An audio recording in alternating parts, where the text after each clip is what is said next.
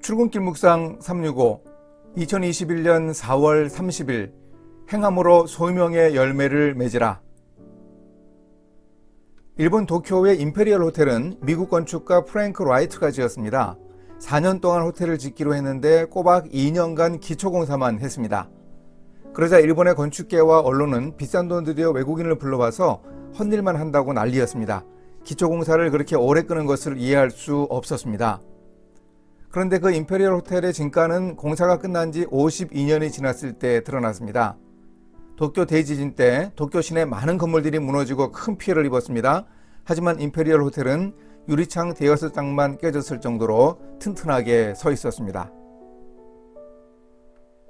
오늘 말씀은 마태복음 7장 24절에서 27절입니다.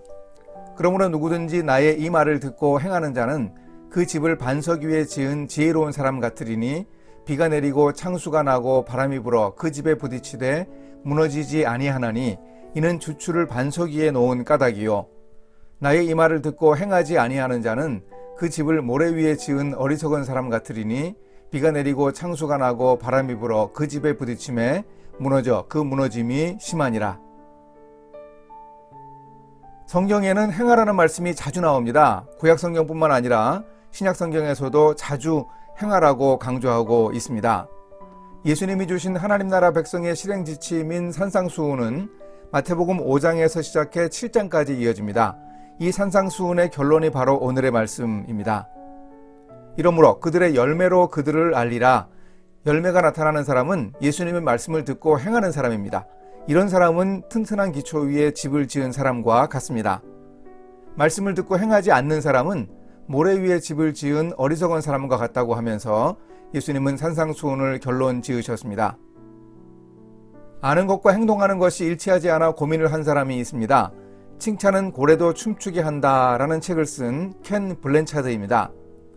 그가 친구와 대화를 하다가 내가 강의하고 가르친 것이 어느 정도 그 사람들에게 실행되고 있는 것 같니?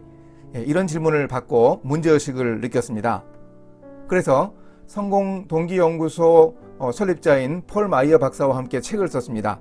춤추는 고래의 실천이라는 제목의 책입니다. 이 책에서 말하는 행함의 교훈이 유익합니다.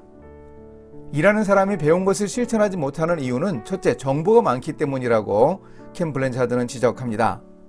그럼 어떻게 하면 실행을 제대로 할 수 있을까요? 중요한 것을 반복하는 것입니다.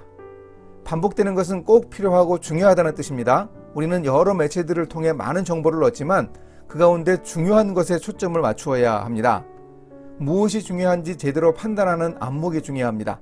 의미 없는 쓰레기 정보나 가짜 뉴스에 휘둘리지 말아야 합니다. 우리 크리스천 직업인의 경우 예수님의 말씀과 같은 진리나 나의 일과 삶에도 적용되는 중요한 원칙을 잘 구별하여 숙지해야 하겠습니다. 우리가 알고도 행동하지 못하는 두 번째 이유는 안 좋은 방향으로 생각하기 때문입니다. 부정적으로 생각하는 경우가 많습니다. 먼저 안 되는 이유가 떠오릅니다. 그런데 일단 긍정을 하고 경청하면 가능성 사고가 시작됩니다. 처음엔 막막한데 가능하게 할 아이디어가 떠오르기 시작합니다. 긍정적인 마음을 가지면 믿어집니다. 믿음은 바라는 것들의 실상이요 보지 못하는 것들의 증거라고 히브리서 기자가 단호하게 믿음장을 시작합니다. 지금은 안 보이지만 결국 실체가 된 증거가 있습니다. 그것을 바라보는 것이 바로 믿음입니다. 이렇게 믿음은 긍정입니다. 예수 그리스도 안에서 얼마든지 이해가 되는 힘입니다. 내가 아니라 주님이 하신다는 믿음이 실행의 원동력입니다. 목표와 계획을 세우는 사람은 많습니다. 하지만 비전만 있다고 다 이루는 것은 아닙니다. 행동에 집중해야 합니다. 실행이 없는 비전은 비극입니다.